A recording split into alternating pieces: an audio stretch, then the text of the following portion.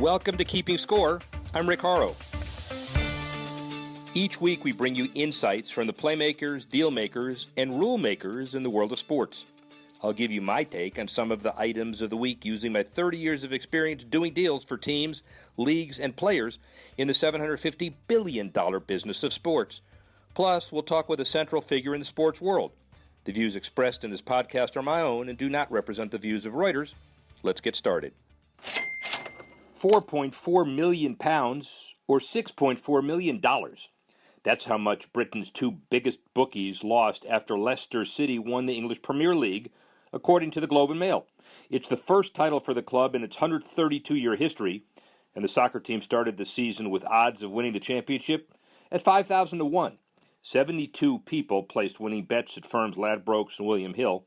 Ladbrokes spokesman Jessica Bridge said, "We had as much faith in Leicester winning the league as we thought there would be of FIFA hosting the World Cup in the Antarctic.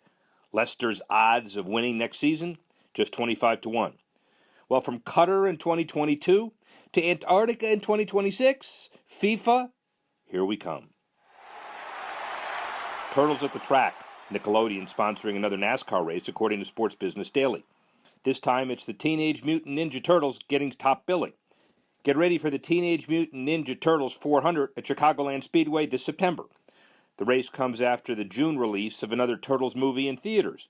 Nickelodeon previously sponsored the 2015 SpongeBob SquarePants 400 at Kansas Speedway. Creativity, NASCAR dollars from everywhere.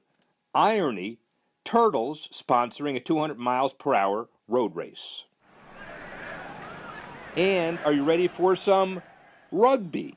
The first season of the professional rugby organization underway in the U.S. The New York Times reports 5 teams are competing in a 12-game season through July. 3 in California, 1 in Colorado, and 1 in Ohio.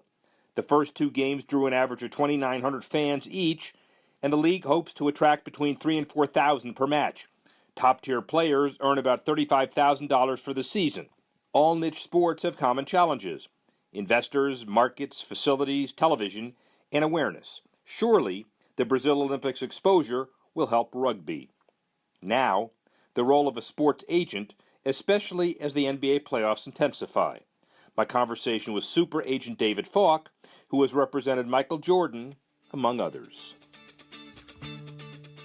So morphing from one of the biggest agencies in the world to where you are today, what are the differences? What's the changes? What exactly are you doing on the agency side? Although I've always sort of been a little bit of a contrarian in business. And I had a small company called Fame. We had 24 employees and 40 clients. I sold it in 1998 to SFX, and within 2 years, we had 900 employees and 1,100 clients. And they turned around and sold SFX to Clear Channel. And I really didn't enjoy the sort of the large New York Exchange, corporate culture. So I sort of went on my own. In '07, I relaunched Fame when Clear Channel got out of the business as Live Nation. And I decided to be an ultra boutique. So in all the other entertainment companies like Lagardère and Wasserman and CAA and William Morris were gobbling up agencies and forming these enormous conglomerates, I decided I'd go the other way and be a boutique. And for me, it's been really fun because I have no personal issues. I have no ego issues. I have one partner who's a woman named Danielle Cantor. She's been with me for 15 years. It's great working with women. I have my personal assistant, Mary Ellen Nunes. And I'm watching all these mega agencies with enormous levels of overhead. They're cutting fees. They're providing marketing guarantees to the clients. It's like an intergalactic battle. And I'm just like on the sidelines sort of watching. And I'm enjoying, at this point in my life, it's more like being a teacher than being a deal maker. The deals have become very mechanical, as you know, Rick. In the collective bargaining agreement, 70% of all the contracts in basketball now are predetermined. You have wage scales for the rookies, you have maximums for the superstars, you have minimums for the low-level players, and a few salary cap exceptions, mid-level exceptions. 70% of the deals are precast. I could probably play golf every day and make the deals between putts. And so what I've come to enjoy the most is trying to be a mentor to young players, trying to teach them how to make, prudent business decisions, how to plan for life after basketball, how to deal with the media, which has become a preponderant issue. And that's very rewarding for me. It's also 28 hours a day. That's not possible. Just said is imponderable, except for maybe one or two people, certainly David Falk. And most of the people out who talk about the industry the way you did are now out of the industry, not bitter, they're just out. What you've done now twice is parlay it into a better place, at least for you. I'm trying to evolve. I mean, as you get older, you have different priorities. I think I have a skill set and a level of experience I don't want to just walk away from. And at the same time, I don't want to try to be who I was 20 years ago. People say, God, why don't you sign more clients? I said, because I don't want to. I want to enjoy the relationships. I came up here last night and had dinner with Evan Turner on the Celtics. Tonight I'm going to have dinner with Jared Sullinger after the game. Yeah, he's got a game tonight. You better be careful. Absolutely. After the game. And I really enjoy it. Like, I enjoy spending the time with the young players. Yeah. And you're unencumbered relative to, you've always spoken your mind. But now you can speak your mind and everybody understands it's the advice that's 30, 40 years of experience in business. Probably not the right question. The one thing you could change in the agency business, maybe it's more than that. What's wrong with the agency business today and how would you change it? Well, I think that, first of all, it's not sufficiently regulated. And while everyone's complaining about too much government regulation, I'm not suggesting the government regulate it. The players' unions are supposed to regulate it. It's way too easy to get into. They don't discipline the people for blatantly violating the rules. We have a conflict of interest rule, which prohibits agents from representing management people. So, for example, when Michael Jordan became an owner of the Wizards, I had like a Spanish Inquisition, 1,000-page report. What I'd own a piece of the Wizards in the Cayman Islands or in the Isle of Man. I said, no, there's a rule. I'm honoring the rule. Very few people honor the rule.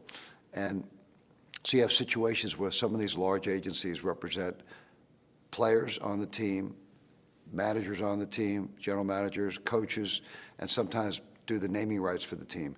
Now, that's a blatant conflict. Now, I'm not angry about that from a competitive standpoint because I'm not trying to sign a lot of players.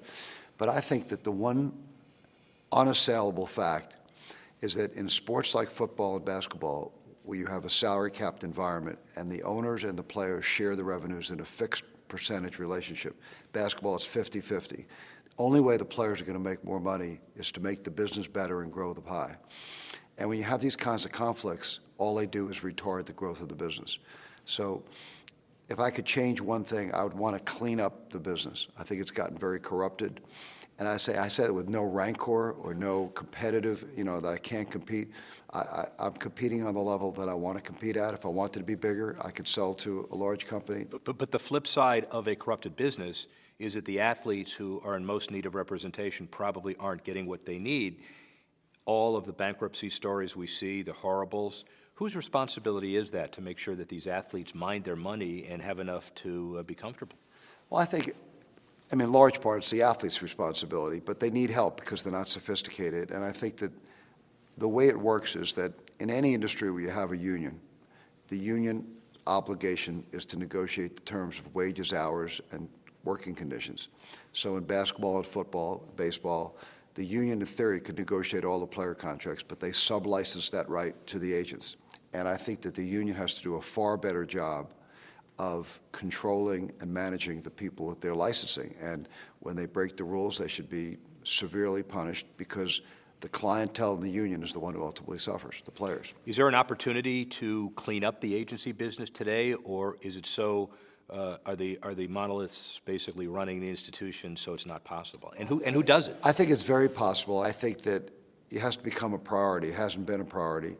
And I think you have to have an enforcement staff. When people break the rules, then they have to be disciplined. And an example's got to be made. Michael Jordan, great friend.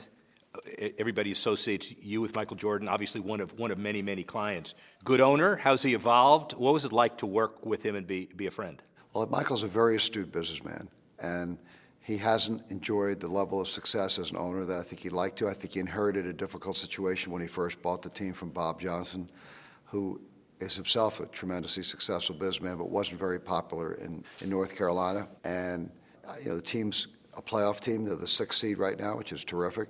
It's hard in the small markets, I think, to compete economically with the larger markets. But, he bought the team for a very small sum, and it's worth $1 billion. So I think you could say he's done quite well as an owner in Charlotte.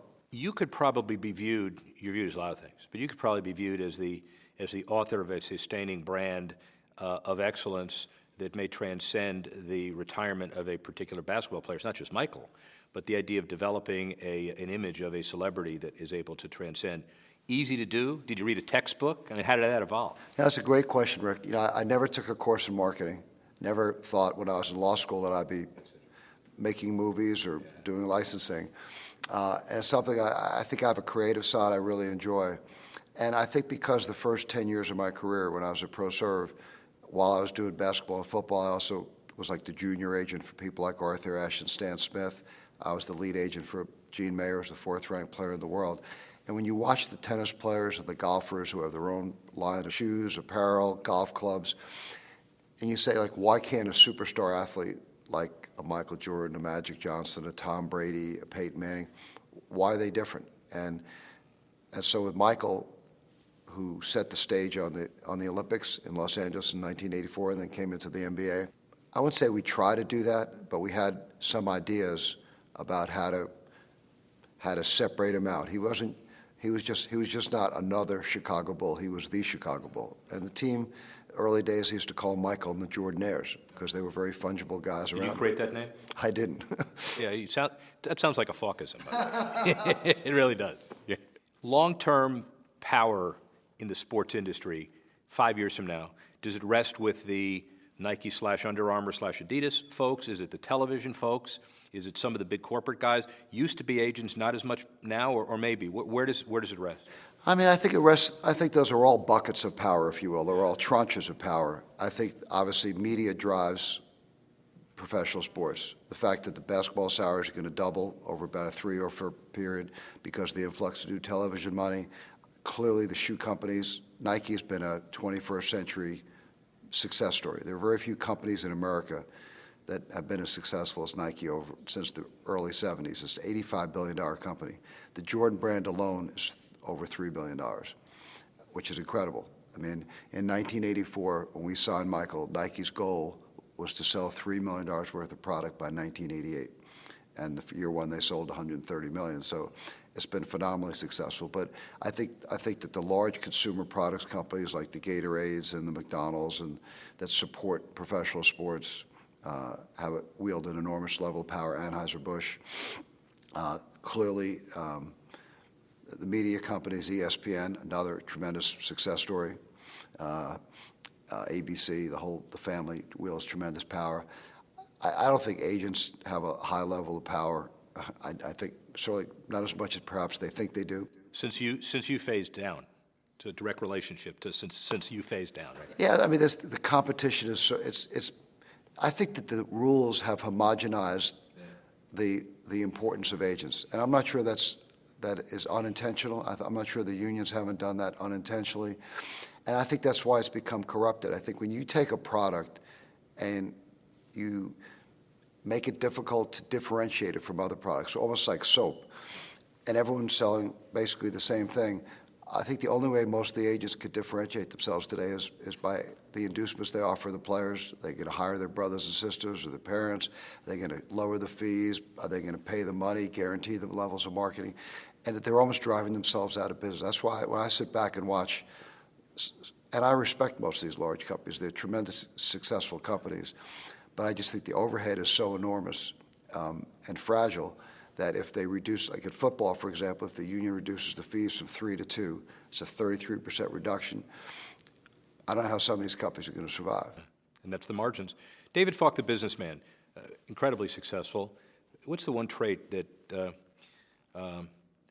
has helped you reach that success? Consensus building, bird doggedness, tenacity, outthinking people? What's the one? You know, I think I've always had a good ability to sort of forecast where the market's going. Maybe a stubbornness that I didn't want to rely on other people and say, hey, these are what these people are doing, that's what I want to do. I wanted to chart my own course. I always thought I had a good ability to forecast where the business was going 5 or 6 years out, whether it was free agency or branding, of team sport athletes. And we had the clients that enabled me to execute them. Finally, you've been tremendously philanthropic at George Washington University and at Syracuse. Talk about it. So my mom was a teacher. My mom, Pearl Falk, graduated college, Hunter College at age 19 at a time when most women didn't go to college. She got 2 master's degrees, and she was an interpreter during World War II for Nelson Rockefeller here in Washington, D.C. And I always told her in college, I didn't really know what I meant by this, just sort of something, a loving pain to my mom. I used to say, one day I'm going to build a monument to your name. And so she passed in 1988, and in 1998, on the 10th anniversary of her passing, I created my first scholarship in her name at Syracuse for a foreign language student from Washington, D.C. And then 10 years ago, I did my first endowment to start the David Falk Center for Sport Management at Syracuse. And then I augmented that a little later on with a larger gift, and we created our own college, the Falk College of Sport and Human Dynamics.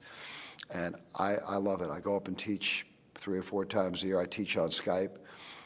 We have our annual board meeting next week. We've created an advisory board of superstars in the industry, people like Sandy Montag. We have David Levy, who's the head of Fox, of Turner Broadcasting, John Waltak, who runs ESPN. These people teach, they provide internships, they provide capstones for the students, and it's something that I am incredibly proud to be associated with. Brandon Steiner, I go on a list of who's who in the sports world, and they're all really committed, to the university, to the program. They give their time, which is incredible. They've endowed rooms in the college, conference rooms and classrooms, and I swell with pride to think that in 10 years we've started from scratch and created one of the top sports management programs in the country. You are an inspiration, everybody. Thank you very much, David Falk. Enjoyed it. Thanks for listening to this edition of Keeping Score. I'm Rick Horrow. The producer of the show, Alex Cohen. Associate producer, Bethel Habte. Assistance provided by Tanner Simpkins and Carlos Waddick. And the executive editor of Reuters Digital, Dan Colarusso.